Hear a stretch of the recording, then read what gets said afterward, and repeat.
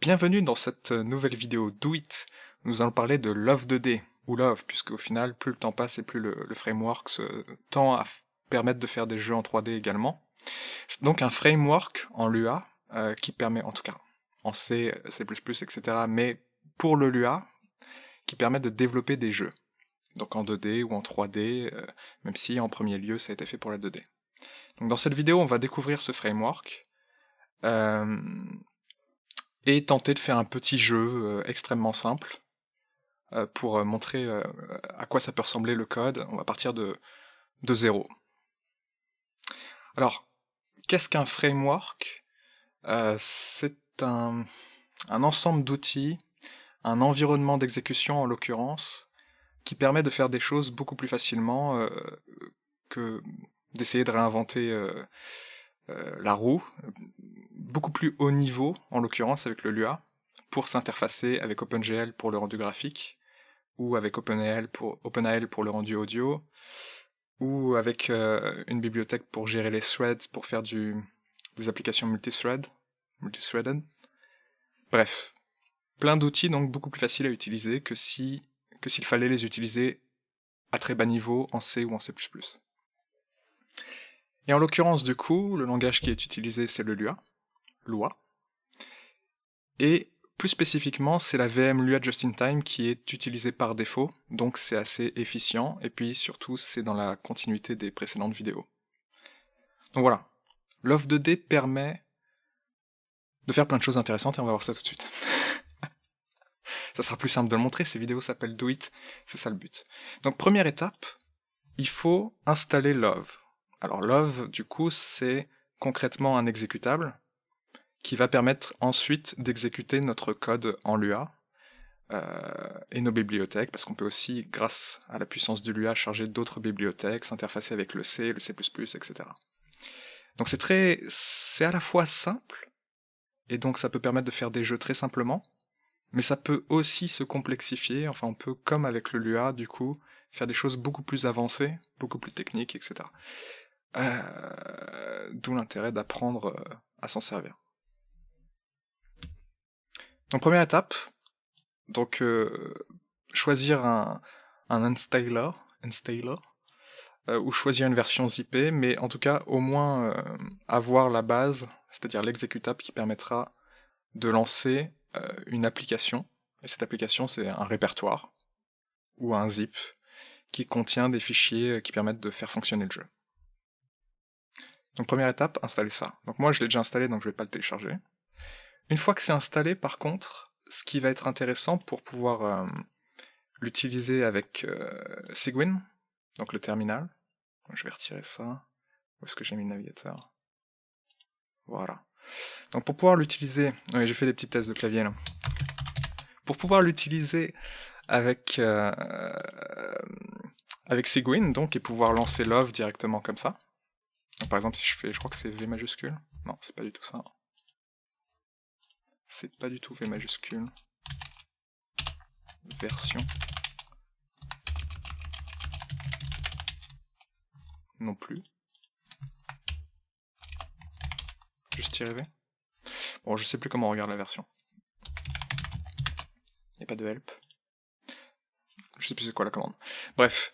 Donc pour pouvoir l'exécuter comme ça dans Cygwin, ce qui sera beaucoup plus facile pour le développement, il faut l'ajouter au chemin système de Windows. Donc si vous êtes sous GNU Linux, ce que je vais dire, vous pourrez comprendre en fait ce que je vais faire et faire autrement. Il y a probablement sur votre distribution un paquet pour installer Love, donc qui s'appelle Love ou Love 2D.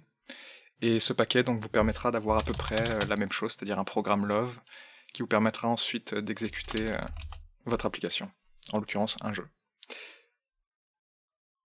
Du coup, pour Windows, pour pouvoir avoir donc cet environnement, pour pouvoir exécuter ensuite le programme de cette manière, il va falloir ajouter le répertoire d'installation de Love au chemin path, à la variable d'environnement path du système. Et du coup, est-ce que j'ai fait... Ouais, ok.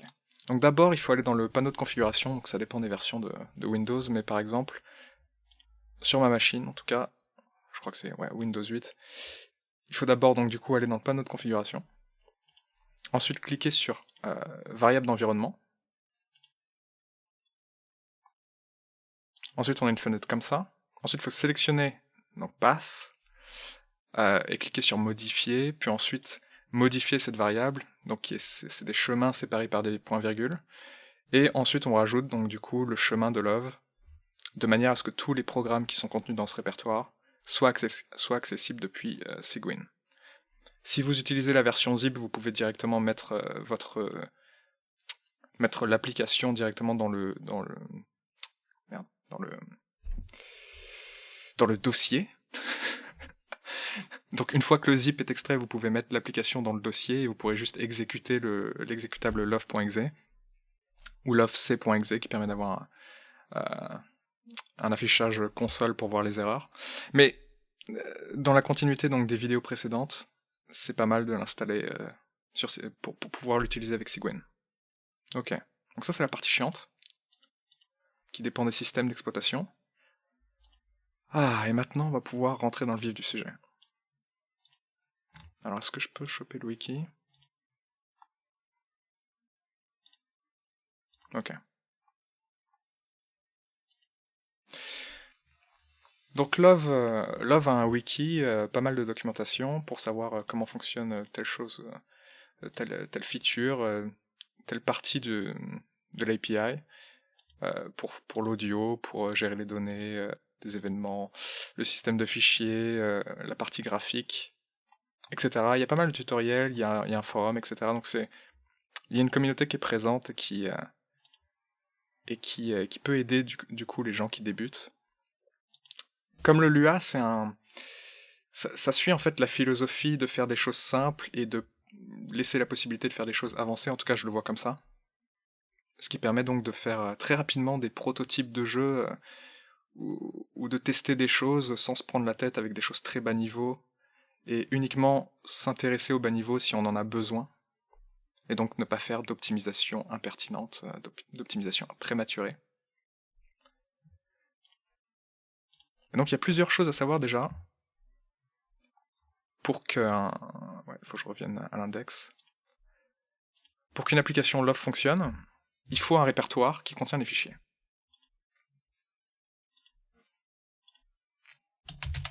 Donc là je me trouve dans un répertoire, et il faut deux fichiers pour que l'application soit valide. Il faut d'abord un fichier de configuration, donc qui va être défini ici, dans la doc. Ce fichier de configuration, on définit une fonction globale.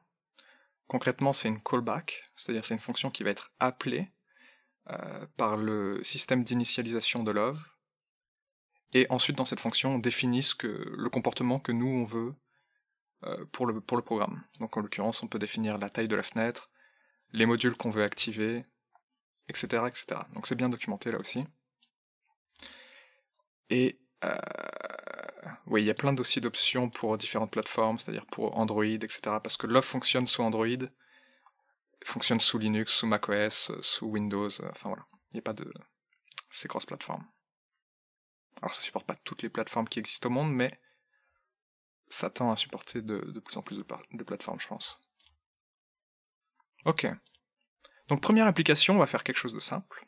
Alors il me semble que le fichier conf est pas forcément indispensable, mais en tout cas il y en a un qui est indispensable, c'est le fichier main, main.lua.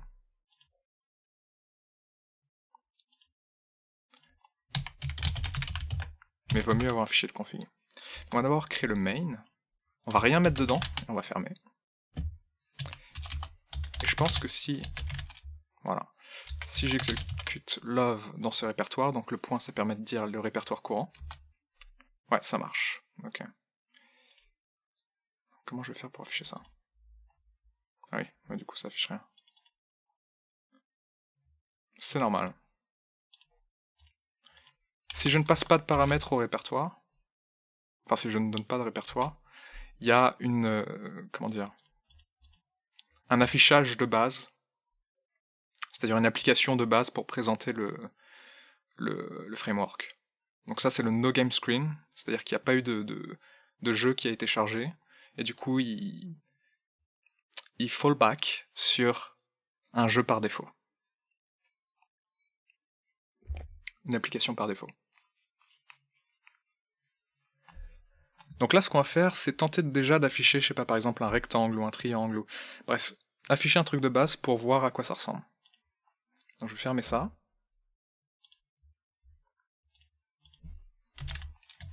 Première étape, donc on va se faire un fichier conflua, donc il n'est pas indispensable, mais il vaut mieux le faire si on veut... C'était quoi déjà? Ok. Love.conf. Là on a en paramètre une table, et cette table on va lui donner lui définir des paramètres.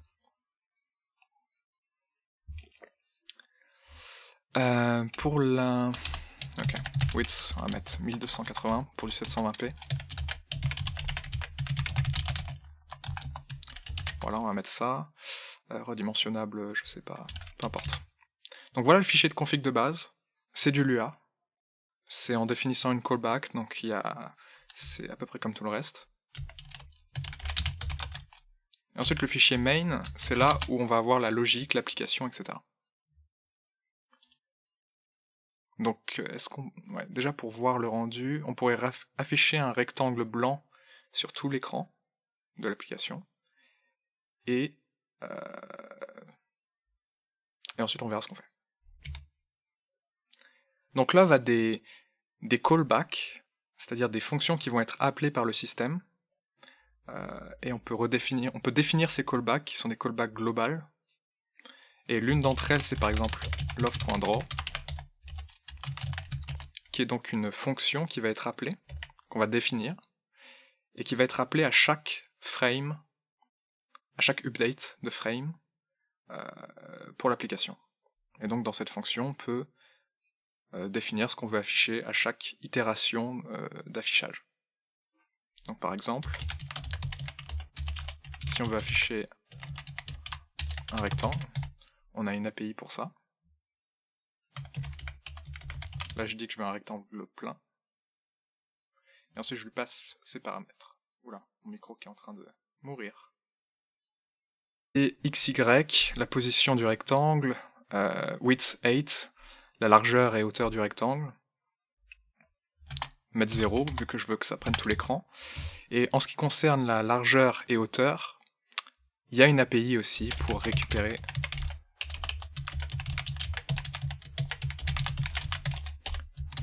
Alors en Lua, ce qui est intéressant, c'est qu'on a donc des valeurs multiples de retour, c'est-à-dire qu'une fonction peut retourner plusieurs valeurs, et là en l'occurrence, cette fonction elle retourne 2 valeurs, qui va... Est-ce qu'on voit le curseur? Il me semble que oui.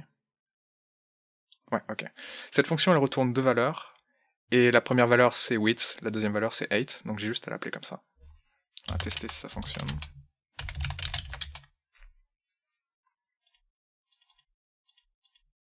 Ok. Il va falloir que je centre ça. Voilà. Donc là j'ai bien un widescreen. Vu que j'ajoute, enfin à chaque frame, j'affiche un rectangle qui prend toute la taille de l'écran. Donc voilà à quel point c'est simple d'afficher un rectangle. Il n'y a pas besoin de setup OpenGL, il n'y a pas besoin, etc., etc. Donc maintenant, ce qui pourrait être intéressant, c'est de ne pas afficher de rectangle, et de garder le fond noir, et de découvrir une autre des callbacks. Une de ces callbacks, c'est la callback update, qui reçoit en premier paramètre le temps écoulé entre deux frames, delta time. Donc le delta de temps entre deux frames. Donc par exemple, si je venais afficher ce delta time à chaque tick, il faudrait probablement fermer l'application ensuite. Hop, j'aurai dans la console donc du coup le delta de chaque frame. Ce qui est là environ 16 millisecondes, ce qui fait du 60 fps. Ok. Donc quel type de premier petit jeu je pourrais essayer de faire pour montrer à quoi ça peut ressembler. J'ai pensé à une sorte de Pong, mais avec des cercles. Voilà, aucun rectangle, parce que ce sera plus simple pour les collisions. Donc je vais faire ça, et puis je vais voir si je suis capable d'expliquer en même temps que je le fais, ce que je fais. Mais ça vous donnera, je pense, une idée d'à quoi peut ressembler un jeu très simple. Donc pour le jeu, on va définir. Il faut que je définisse.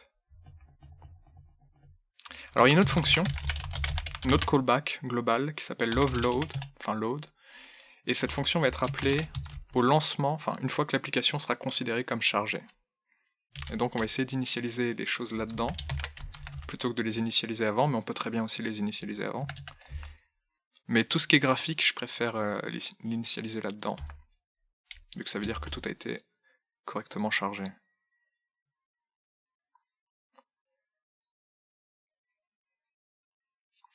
Donc l'idée ce serait d'avoir, comme un Pong, un joueur à gauche, un joueur à droite, et vu que là il n'y a pas de réseau, il n'y a pas de double manette, selon la position du curseur de la souris, faire déplacer l'élément à gauche ou faire déplacer l'élément à droite. Vu qu'il se déplace de manière, sur un axe vertical, il n'y a pas besoin d'avoir une deuxième coordonnée, on peut stocker uniquement la coordonnée sur l'axe vertical. On pourrait appeler PA, non, P1, P1Y, P2Y. Voilà, deux variables. On peut les mettre à 0. Donc ça, ce serait les deux disques de chaque côté du terrain. Ensuite, on pourrait avoir un score, en fonction donc du contact entre la balle avec les cages adverses ou ses propres cages. Donc il y aurait une balle aussi. Donc on va appeler BX, BY. Par défaut, on la mettrait au milieu. Donc ce serait...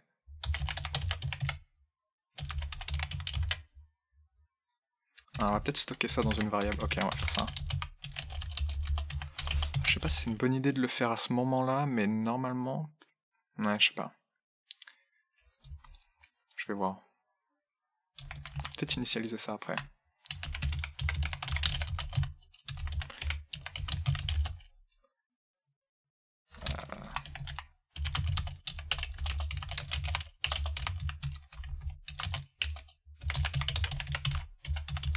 Là, je récupère les dimensions. Je les mets dans W et H, pour simplifier les calculs ensuite. Je vais calculer ensuite BX et BY, qui serait la position initiale de la balle qui serait au milieu de l'écran.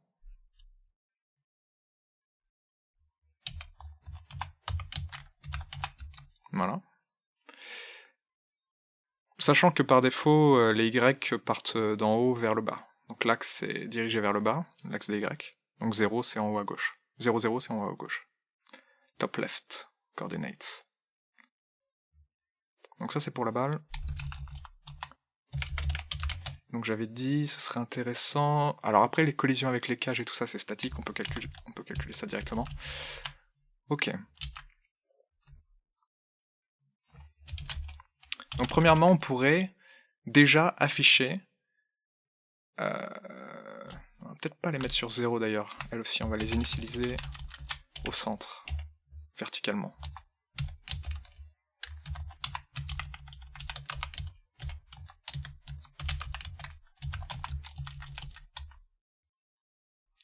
Ok, et là on va afficher donc du coup chaque élément graphique.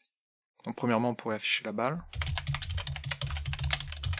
Donc là je vais chercher l'API, alors je la connais mais je vais quand même vérifier quoi, la doc. Et je vais montrer au passage comment chercher vite fait, donc dans Graphics. Là il y a une fonction pour les cercles. Ok, le draw mode. Draw mode, donc du coup entre fill et line, donc si on veut un cercle plein ou un cercle juste le contour. Le rayon, la position du centre, classique.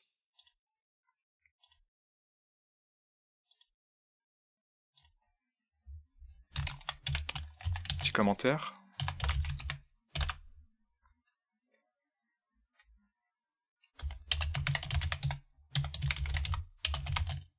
Je vais montrer ensuite pour la couleur, on mettra une couleur différente pour les cas, je pense.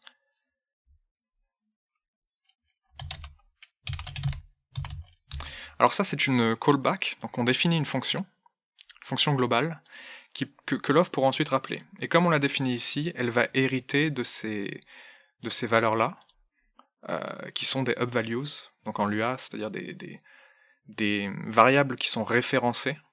Enfin, pas les valeurs d'ailleurs, les variables. J'ai dit valeurs, mais les valeurs, c'est ce qui est contenu par la variable. Mais c'est la variable elle-même qui va être référencée en fait par cette fonction. Et ça, c'est une des facultés donc d'un langage dynamique comme le Lua, c'est que on peut utiliser comme ça des sortes de variables qui sont héritées par des définitions de fonctions. On a un scoping qui est assez libre. Voilà. Et en rayon, on va mettre du coup en pixels. On pourrait mettre, je sais pas moi, 15 pixels. Voilà. Par défaut, la couleur est blanche. Donc là, tout ce qu'on va afficher va être blanc. Ensuite, on va afficher les deux joueurs.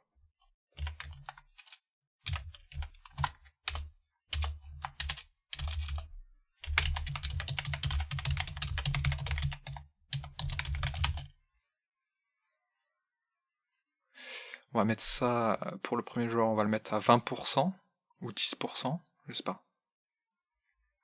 On pourrait le mettre à 10% de la taille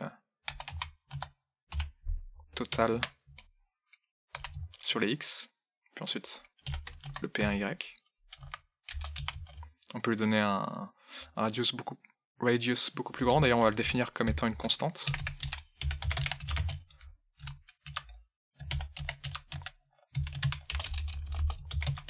Plus clair. On va mettre combien de pixels, je sais pas moi, 60 par exemple.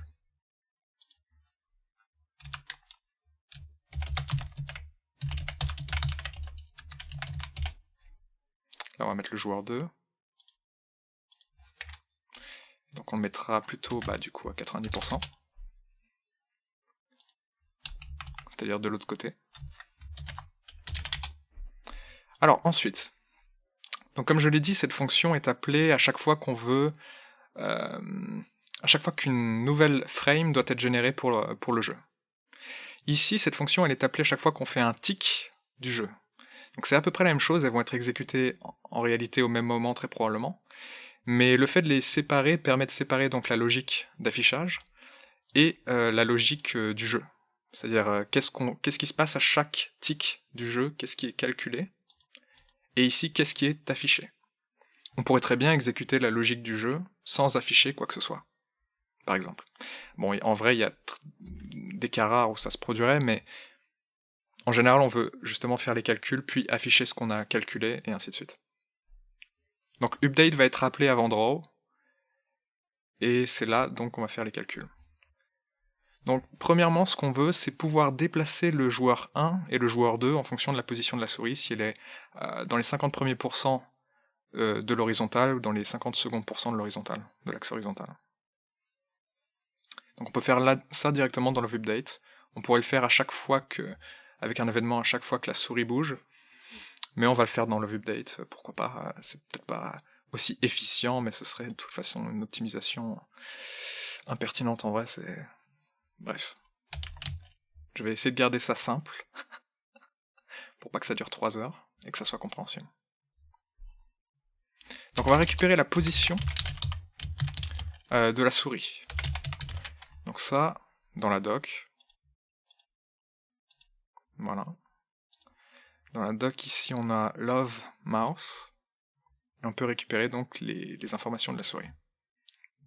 Alors au passage d'ailleurs, vu que love a plein de versions différentes et que l'API change entre chaque version, enfin peut changer entre chaque version, du coup la documentation... Ah, je sais pas si c'est visible. Non, c'est pas visible je crois. Du coup il vaut mieux sélectionner la version qu'on utilise, en l'occurrence c'est la dernière, la 11.3. Si vous avez téléchargé la dernière version, regardez quelle version c'est. Et ça permettra de clarifier quelles sont les fonctions qui sont disponibles, vu que certaines peuvent avoir été retirées. Donc là on va récupérer la position qui retourne 2 valeurs.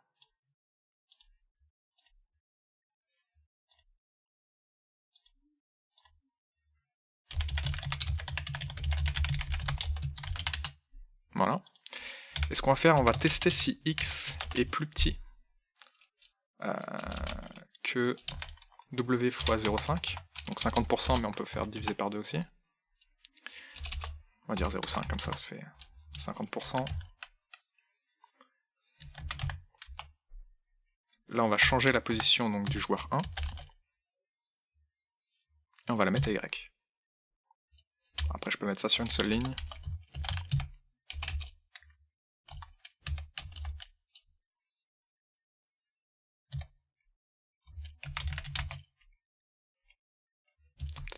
Plus petit ou égal, du coup. Bon, c'est un détail, hein, ça change pas grand-chose. Là, on change le player 2. Ok. Donc voilà, on récupère les positions de la souris, on fait une simple condition pour savoir si c'est le premier joueur ou le deuxième joueur, et on change donc les valeurs du joueur 1 ou du joueur 2 correspondant, enfin le joueur correspondant. Testons ça.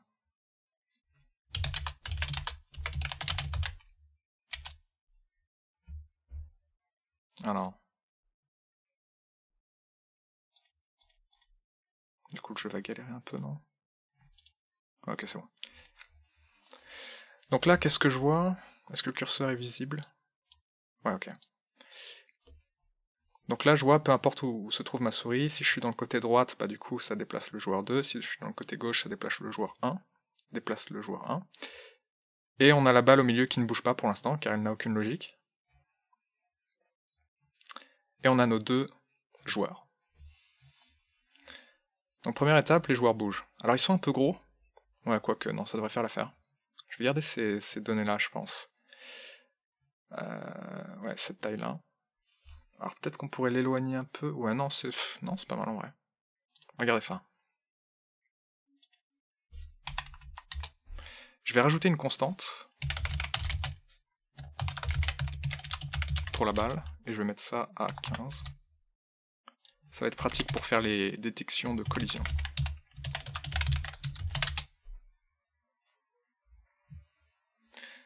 Ok. Donc maintenant, ce qu'on voudrait, c'est que... Ah oui, non, c'est pas fini. Il faudrait aussi placer les cages. Alors on va afficher les cages. Comment on appelle ça en anglais? Goal? But? Goals? Je sais pas. Targets.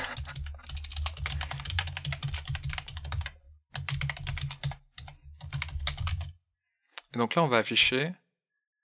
on va l'afficher soit tout à gauche, enfin on va afficher un simple cercle au milieu sur la verticale et tout à gauche ou tout à droite pour faire les cages. Donc 0 pour le premier.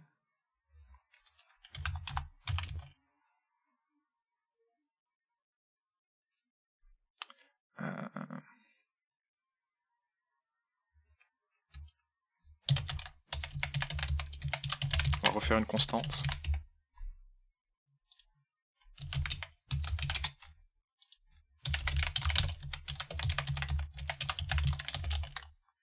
Donc là on va mettre ça à 60 peut-être, ouais.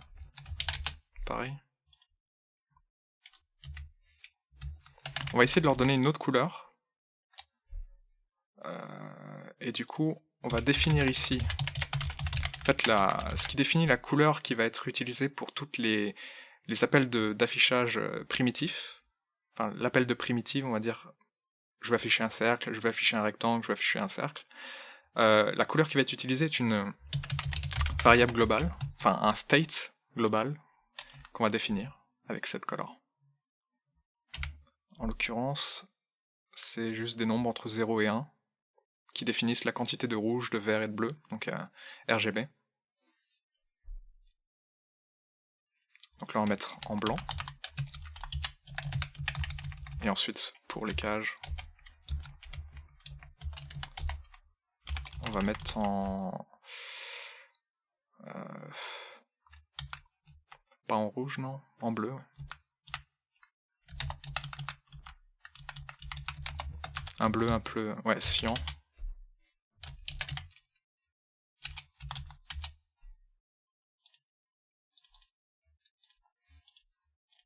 je galère à charger. Enfin, il galère pas à charger, hein, c'est OBS qui, qui galère à prendre la capture quand je lance le jeu. Donc voilà, on a les cages juste derrière. Et l'idée serait quoi? Ce serait que si...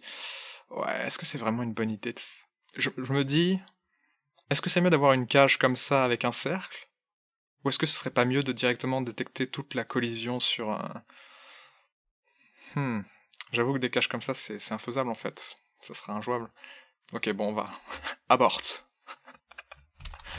Aborte. Cette idée de cage... On va retirer ça.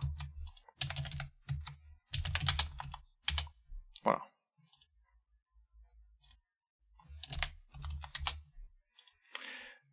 Donc on a ça, et ce qu'on va faire, c'est qu'on va simplement détecter la collision du cercle, ou du moins le fait que la balle soit passée sur les côtés. Donc si elle passe sur le côté haut ou bas, elle va rebondir. Si elle passe sur le côté gauche ou droite de l'écran, elle va marquer un point. Et ça, on va calculer ça dans Update. Faire des calculs de collision.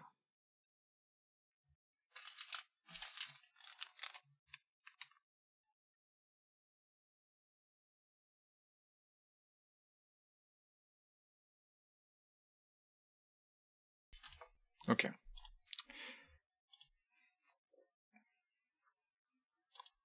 Alors, le mouvement de la balle.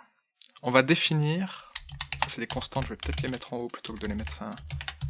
pour bien séparer les variables et les constantes. On va définir pour la balle...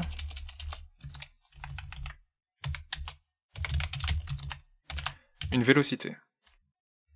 On va appeler ça BVX et BVY.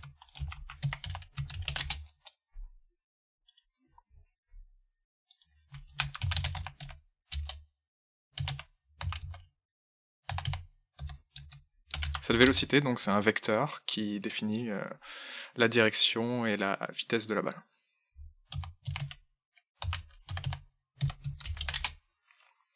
Qu'est-ce que je suis en train de faire? Et par défaut, on va la mettre à, je ne sais pas...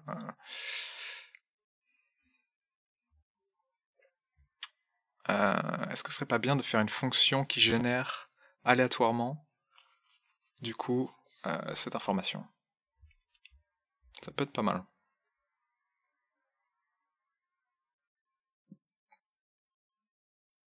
Ok. Donc plutôt que initialiser la position de la balle ici, on va créer une fonction.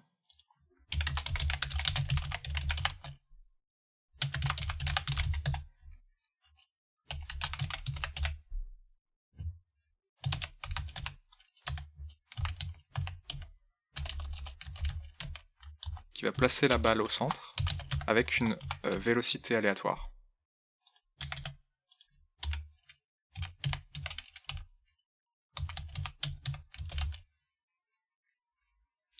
Donc pour calculer la vélocité aléatoire, on pourrait calculer un angle.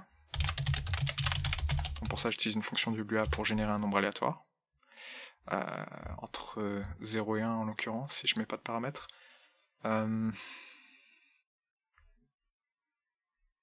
Mais nous, ce qu'on voudrait, ce serait... Oui, 0 et 1 fois... Oula. Fois 2pi, donc 2pi 360 degrés. Donc ça va donner une valeur de pi entre 0 et 2pi. Ensuite, à partir de là, je vais calculer le cosinus. Et le sinus de cet angle, afin d'obtenir un vecteur dans toutes les directions. Un vecteur unitaire. Voilà. Et est-ce que je garde une vélocité d'1 pixel? Parce que là, si je change rien, ça veut dire que la vélocité va être de 1 pixel par seconde. Vu que je vais ensuite multiplier le vecteur vélocité par le delta time, qui est en secondes. Et donc, ça fera avancer la balle d'1 pixel par seconde en l'occurrence, ce qui doit pas être énorme, donc on va peut-être changer ce paramètre. Enfin, changer cette fonctionnalité. Ball speed, qui sera donc en pixels par seconde. On pourrait dire, je sais pas, 50 pixels seconde par seconde. Donc je multiplie ça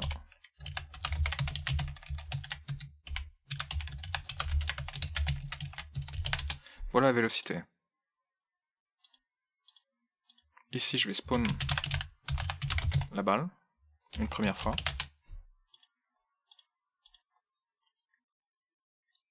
Et ici, je vais faire avancer la balle.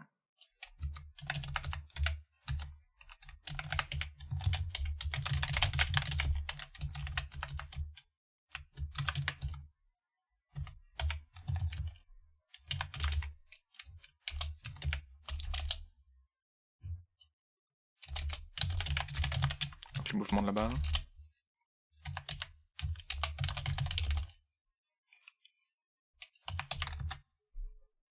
On change la position de la balle et on lui ajoute sa vélocité fois le temps qui s'est écoulé. Ok. Vérifions que ça fonctionne. Alors là, j'ai une erreur. Donc il me dit que BVY est une valeur nulle. Qu'est-ce que j'ai mal fait? Ah oui, BXY. Donc là, je viens de créer une locale en fait. Ah non, c'est BVY.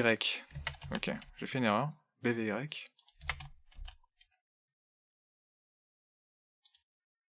Ok.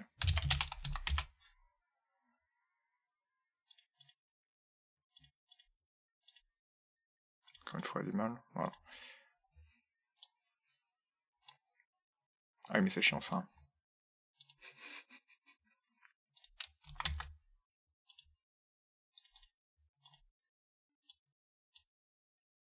Ok. Donc là, elle avance assez lentement.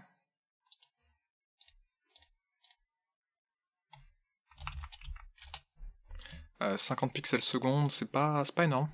On va mettre 100, on verra bien. Mais d'abord, pour que ça ait du sens ce qu'on fait, il faudrait que la balle respawn une fois qu'elle disparaît, et il faudrait surtout aussi qu'elle frappe sur les côtés haut et bas de l'écran. On va devoir calculer une collision. On pourrait calculer la collision avec le rayon, mais est-ce que... Non, en vrai, si c'est possible. Oui, bah oui, ça c'est facile, ok. Donc, collision. On va calculer les collisions de la balle.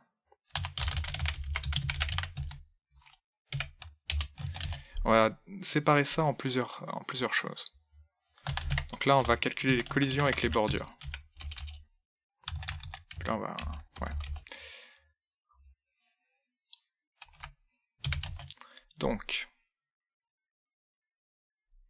calculons déjà avec la bordure du haut et la bordure du bas. Si BY est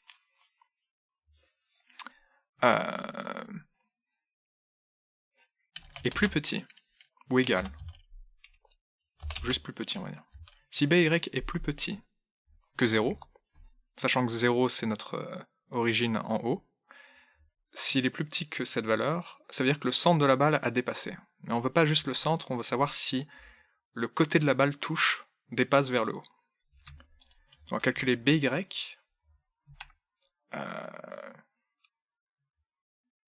moins son rayon.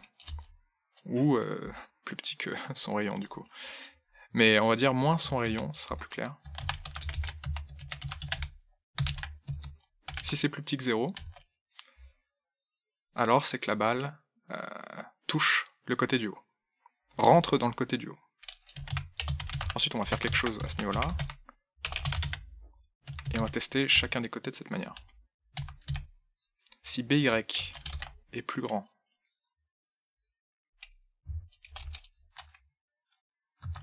cette fois-ci plus,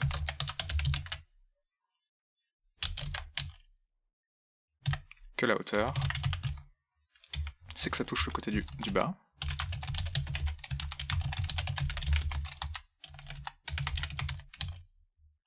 Là on va tester le côté gauche. Donc pareil, si BX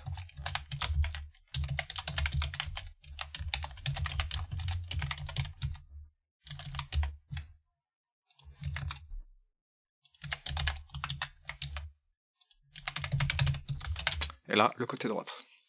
Donc le côté du haut, ce qu'on veut c'est que la balle rebondisse. Donc pour ça, il va falloir créer une fonction intéressante, enfin utile.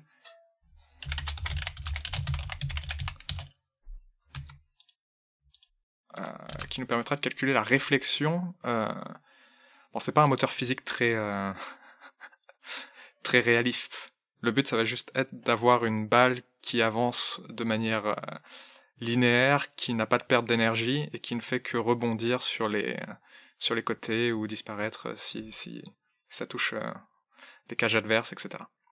Donc on va créer une fonction reflect qui va faire réfléchir un vecteur incident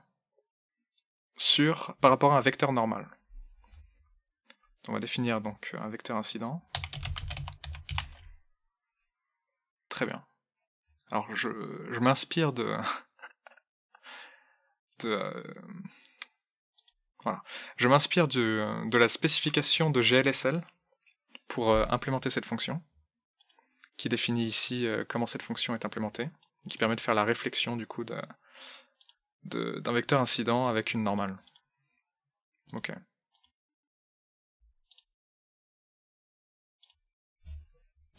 Donc nx, ny doit être un vecteur unitaire normalisé. Enfin normalisé quoi. Alors. Et on va retourner le nouveau vecteur.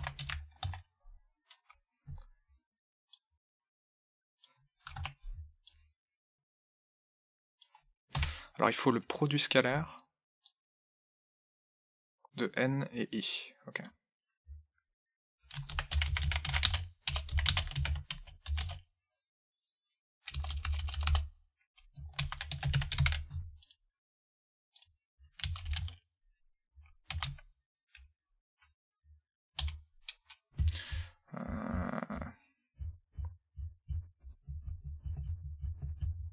Oui, c'est bien ça. Hein. Multiplié par le produit scalaire.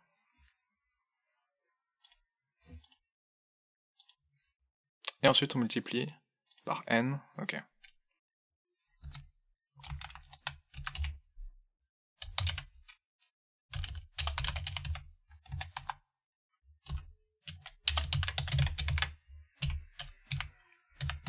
Ok, normalement ça devrait être bon.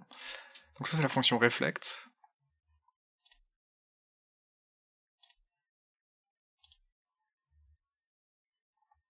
Qui va nous permettre de réfléchir donc le vecteur vélocité incident de la balle sur la normale du côté. Donc dans le cas du côté haut, la normale serait vers le bas et serait un axe voilà, vertical vers le bas, vecteur vertical. Et donc on va dire que bvx, bvy est égal à reflect.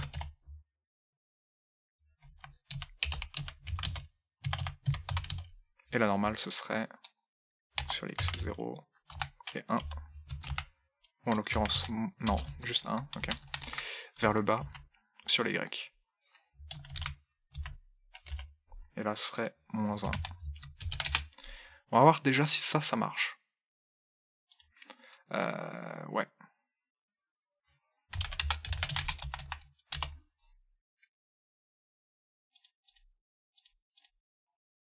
Ok, ça a l'air d'être bon.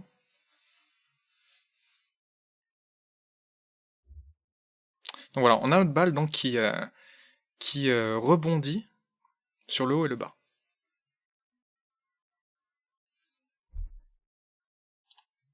Maintenant, ce qu'on veut, c'est que si elle passe du côté gauche au côté droit, ça incrémente un score du premier joueur ou du deuxième joueur. Donc on va rajouter ici le score PS1 et PS2. Ou alors on va dire plutôt score 1, score 2. Ça va être un peu plus clair. On met à 0 les deux. Et quand la balle donc passe du côté gauche, bah, ça additionne pour le joueur de droite. Score 2 plus 1. Et ici, score 1 plus 1. Donc on incrémente le score de l'adversaire si la balle arrive dans notre camp. Et donc là, ce qui serait intéressant serait d'afficher les scores. Donc pour ça, il y a une fonction pour afficher du texte directement.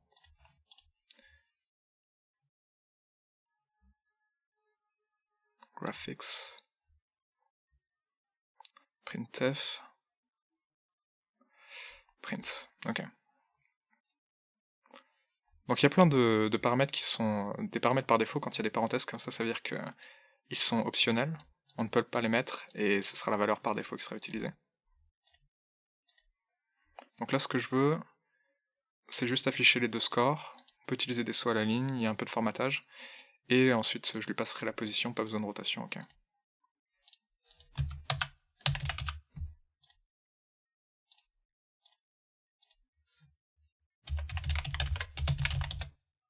Non, je sprint.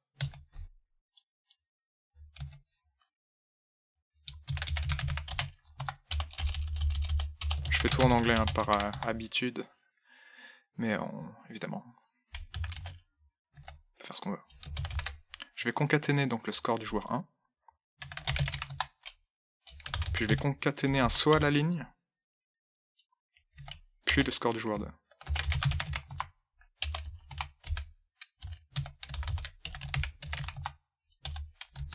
Voilà.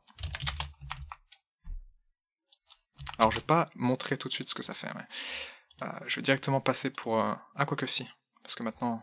Ah oui, j'ai oublié. C'est une fois que le point a été marqué, eh bien, il faut respawn la balle. On va faire spawn ball. Voilà. On va tester ça.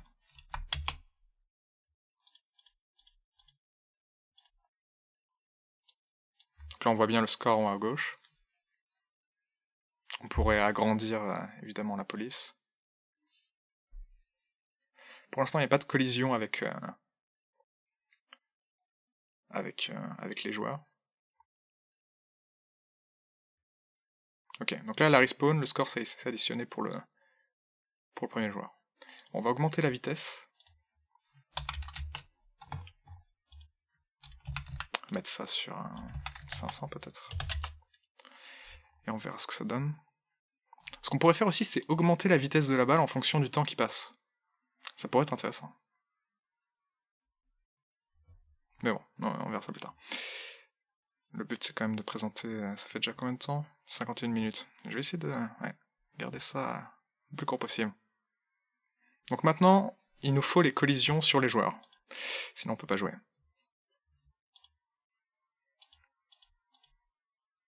Donc là, Players.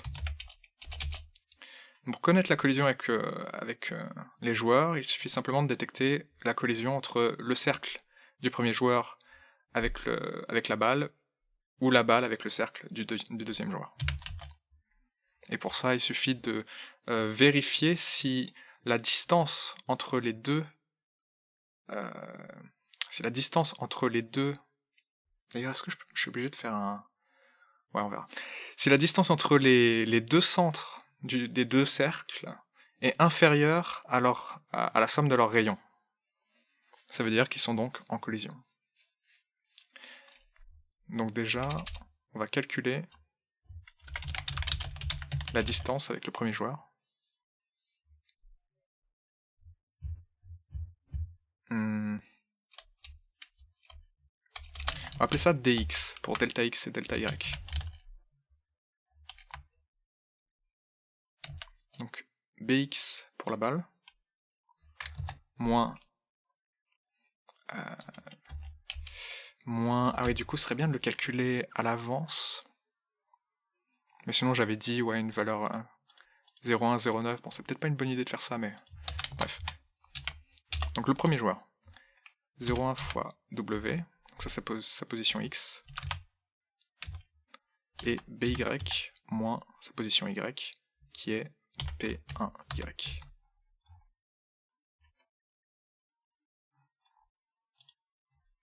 Ok. Ensuite, je calcule la distance.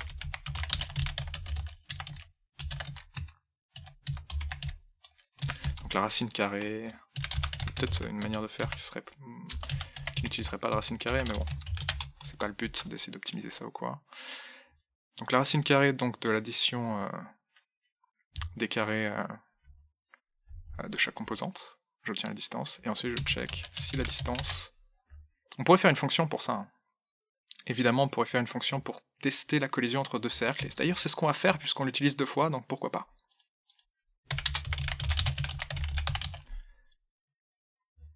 On va appeler ça Circle Collision. Pour vérifier la collision, et ça va nous retourner aussi la normale, au passage. La normale de la collision. Donc on va dire le premier cercle, x1, y2, y1, r1 pour rayon 1, puis ensuite x2, y2, r2 pour rayon 2, et on va calculer donc ça là-dedans. Ça évitera d'écrire trop de code difficilement compréhensible. Donc si la distance, donc là il faut qu'on change les valeurs.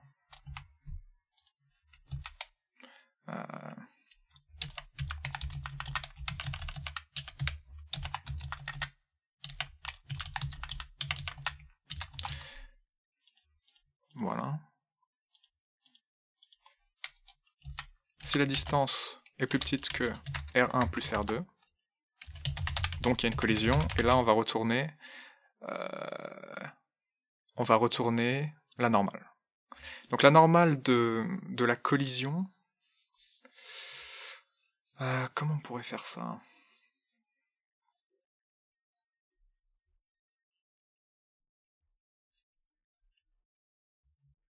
En vrai ça change rien je pense, le signe de la normale. Ah peut-être que si. Hein. Non, je pense que le signe de la normale change rien, donc on va simplement retourner l'une des deux normales, donc peu importe le sens.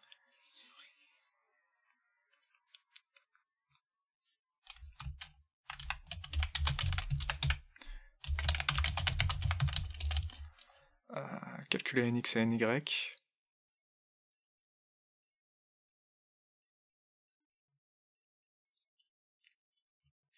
Donc c'est dx, dy.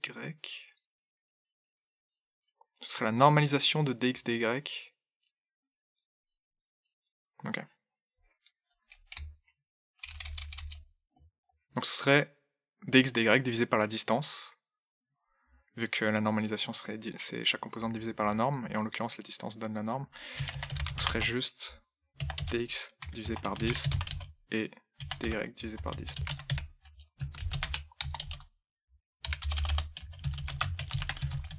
Si on n'a pas de collision, on retourne rien. Et ça correspond à ne rien... ça correspond à retourner nil, ou pas exactement, mais c'est à peu près la même chose quand on veut tester une condition. C'est que si ça retourne rien, ça vaudra faux, le test de condition. C'est comme si on aura une valeur nil est considéré comme faux. Donc voilà pour la fonction de collision. Donc là on n'a plus qu'à faire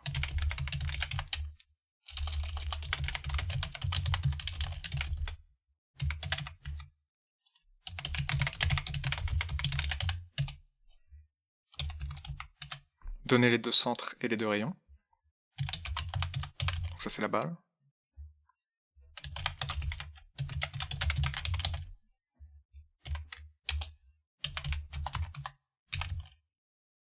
Ça c'est le joueur.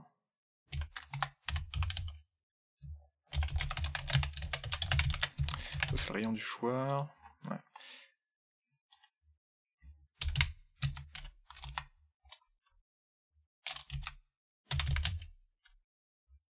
On vérifie si c'est pas une valeur nil qui a été retournée.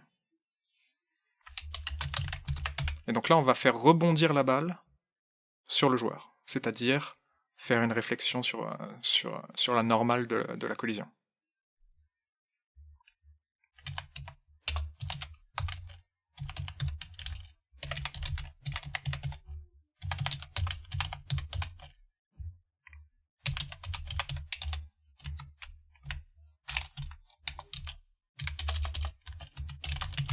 Voilà.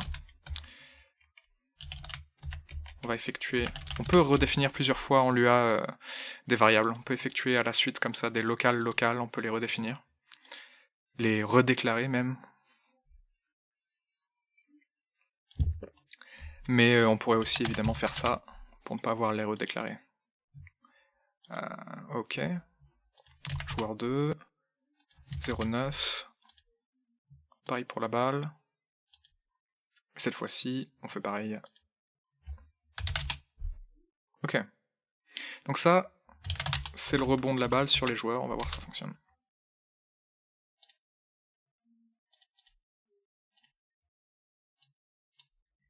Ok. Et ça a l'air de... Oula. Alors ça c'est un problème par contre. Il faut surtout pas que la balle ait un angle qui soit perpendiculaire aux joueurs, parce que évidemment ils pourront jamais la toucher. Va falloir corriger ce problème. Très vite fait, même si c'est improbable. Ouais. Ça c'est un problème. Comment est-ce qu'on pourrait corriger ça?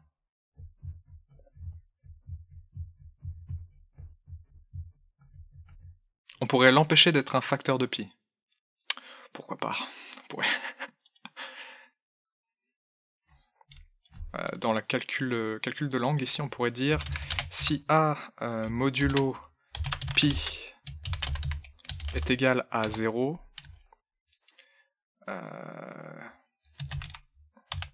on ajoute à A,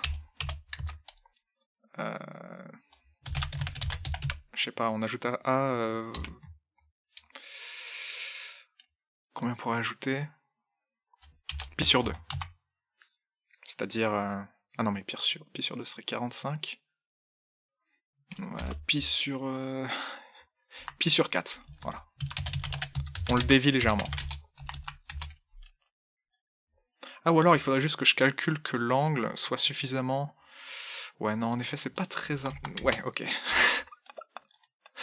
On va essayer de contraindre l'angle d'un côté ou de l'autre. Mais du coup, il faudra un autre mat.random qui nous permet de faire... Ah.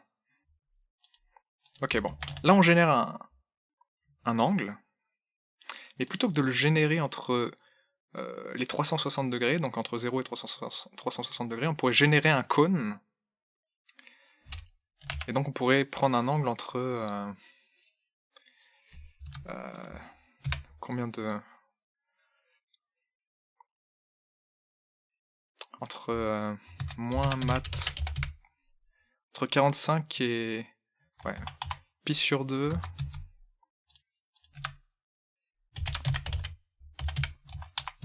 Ok. Et là serait pi. Donc un cône de 180 degrés. Non, pas du tout. Pi sur 2 c'est 90, qu'est-ce que je raconte en plus? Un cône de 90 degrés, donc entre pi sur 4, sur une range de mat pi sur 2. Enfin pi sur 2 quoi. Ok. Le problème c'est que ça gère un seul côté.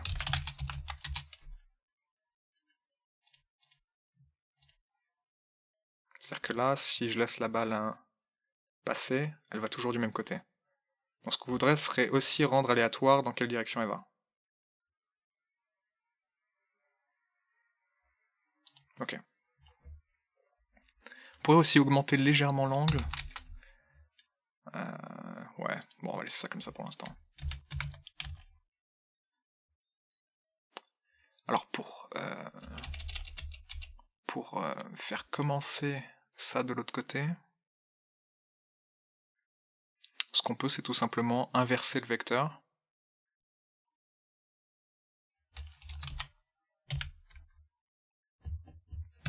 On va créer un facteur aléatoire qui sera entre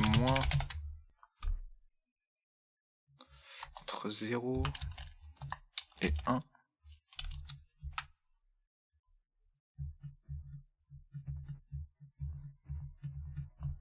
Je veux une valeur entre -1 et 1 en fait.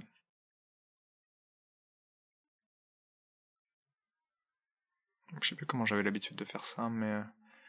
Wow, puis on peut juste dire entre 1 et 2, et puis si c'est égal à... Donc là je vais utiliser une condition d'une manière un peu plus... Une sorte d'opérateur ternaire, mais c'est pas un opérateur ternaire. Mais en gros c'est une façon usuelle en Lua de faire ce genre de truc.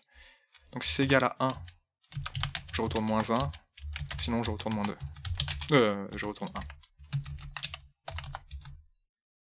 Je vais appeler ça f, multiplié par f. Donc l'intérêt c'est qu'une chance sur 2, ça va inverser le sens, inverser la trajectoire de la balle.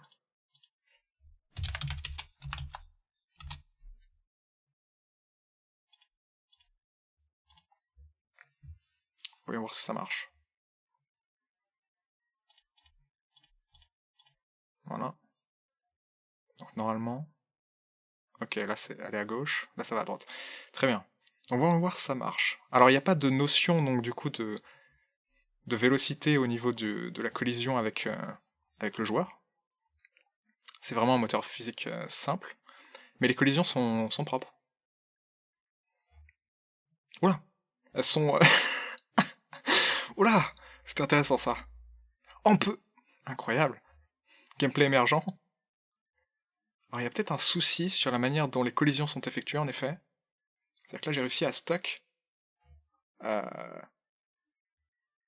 Ah, je vais laisser ça, c'est... Waouh! Alors c'est quand la balle rentre à l'intérieur, je pense. Du coup il y a un problème avec la normale. Elle doit constamment rentrer vers l'intérieur, constamment ressortir, constamment rentrer vers l'intérieur. En tout cas c'est vraiment... c'est un gameplay... je pense que je vais... Ouais, c'est pas mal. On peut capturer la balle.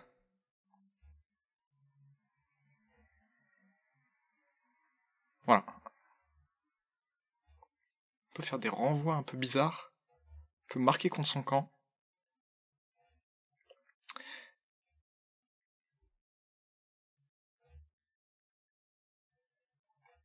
On va mettre la balle un peu plus rapide juste pour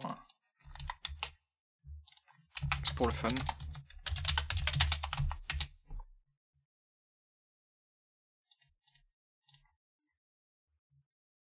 Est-ce qu'il a... Ok.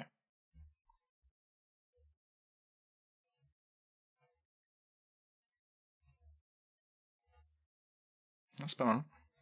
Donc voilà pour cette vidéo, donc pour montrer...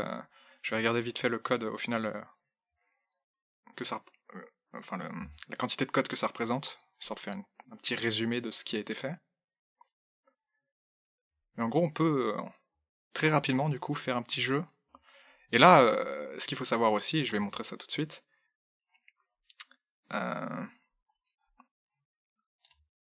ok. Donc Love 2D est un framework. Donc on peut voir ça comme une collection de bibliothèques, un environnement d'exécution spécifique qui permet de simplifier les choses. Donc là on a vu qu'il y avait l'aspect graphique, il y a aussi l'aspect audio, donc c'est assez facile de rajouter rapidement des effets audio qui permettent, je sais pas, à la collision de la balle de donner ce petit feedback. On peut également, en fait, Love 2D implémente plein de choses pour faciliter le développement de jeu. Donc on a par exemple la gestion des manettes. Donc on a une gestion des manettes dans un format manette Xbox par défaut. Donc si je regarde voilà ici. Donc en gros toutes les manettes qui seront connectées, il y a de fortes chances qu'elles soient supportées si elles sont supportées sur la plupart des jeux. Et elles auront ce format d'input qui pourrait être récupéré avec le système d'événements que j'ai pas montré là. Mais en gros concrètement c'est une callback globale. Tout comme draw, tout comme update. On peut mettre des événements pour détecter les contrôles de la manette. Et donc, rapidement utiliser la manette pour jouer à ce jeu. C'est très rapide à développer. Ensuite, on a, par exemple, un moteur physique, Box 2D, qui est inclus dans le framework. On pourrait l'inclure de manière externe, avec une bibliothèque Lua. Mais là, en fait, c'est une bibliothèque Lua, mais pré-inclus dans le framework, avec une API spécifique pour faciliter les choses, etc. On a aussi le moyen de faire des threads assez facilement. Et on a ici une bibliothèque Lua, qui pour le coup n'est pas spécifique à Love 2D. On peut très bien la charger sans Love 2D, on peut la charger avec Lua Just in Time dans n'importe quel environnement où on peut exécuter du Lua. Enfin, pour le coup, elle est supportée par 5.1, je pense qu'elle est supportée par aussi 5.2, 5.3, enfin bref, pas forcément Lua Just in Time, mais n'importe quel environnement. Et ça, c'est un wrapper, enfin c'est une API Lua de la bibliothèque Enet. Et Enet est une bibliothèque réseau qui permet de facilement implémenter une architecture serveur-client, et donc de créer un serveur, et on pourrait donc jouer à ce jeu, on pourrait l'appeler Circle Pong, j'arrive même pas à le prononcer, Pong Circle, voilà, et on pourrait faire un serveur où des gens peuvent rejoindre des rooms, et peuvent jouer entre eux, etc., très facilement, puisqu'on peut exécuter également Love 2D côté serveur, sans tout l'aspect graphique, mais on peut également faire le serveur avec Enet, sans Love2D. On peut le faire en Lua directement avec Lua Just in Time et faire des scripts. Enfin, faire des applications, quoi, en Lua. Donc voilà, l'intérêt de Love2D, c'est que ça implémente tout ce côté graphique, chiant, d'OpenGL, etc., de manière haut niveau, donc qui permettent d'implémenter facilement des jeux qui vont être facilement portés d'un moteur graphique à l'autre, parce que c'est haut niveau, et que ça n'utilise pas des fonctions bas niveau d'OpenGL. Et voilà.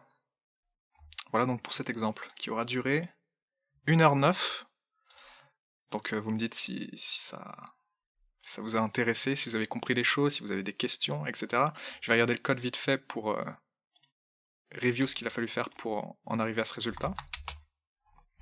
Donc on a des constantes ici pour la balle, le joueur, etc. Donc c'est des rayons. On a ici le score qui est incrémenté. D'ailleurs j'ai pas montré, mais je peux le montrer vite fait. Mais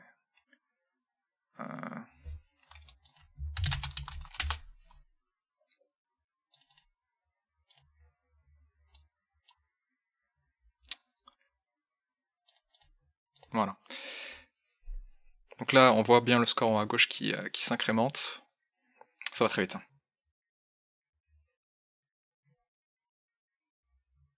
Voilà, là j'ai perdu. J'ai perdu, mais je joue tout seul, donc j'ai forcément gagné. C'est ça l'avantage. Ok. Donc on a une fonction reflect qui permet de réfléchir.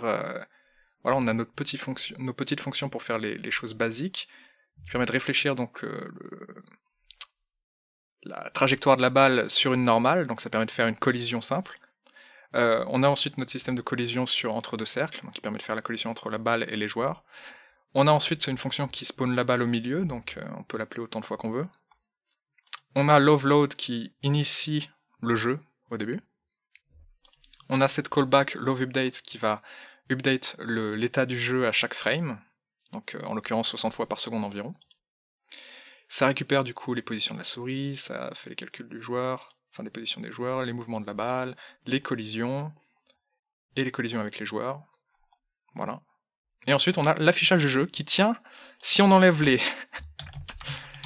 Voilà, l'affichage du jeu c'est ça. Mais bon, c'est un jeu simple. Hein.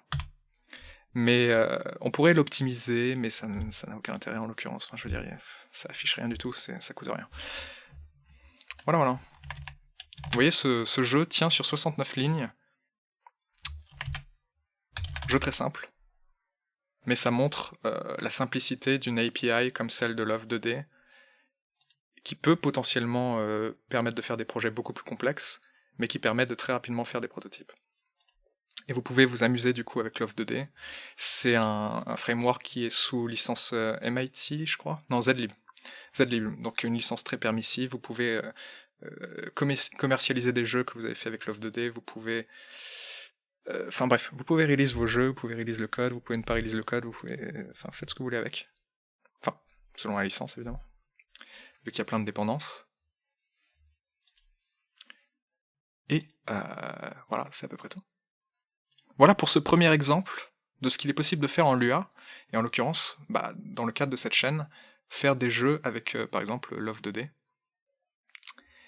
Et je vais mettre dans la description donc, le lien déjà de Love2D, mais je vais aussi mettre des liens dans la description de ce que j'ai fait personnellement avec Love2D, quelques trucs, pour vous montrer qu'on peut faire des trucs beaucoup plus sophistiqués, on peut faire de la 3D avec Love2D, et on peut faire des choses intéressantes. Donc c'est pas uniquement pour débuter, je pense que c'est un des meilleurs moyens de débuter le Lua, et pour faire des jeux, en l'occurrence, c'est un des meilleurs moyens de débuter, c'est haut niveau sans être trop haut niveau, c'est donc relativement bas niveau, relativement haut niveau, c'est un bon moyen je pense, d'apprendre, et de tester, et expérimenter, et ça permet également de faire des projets sophistiqués.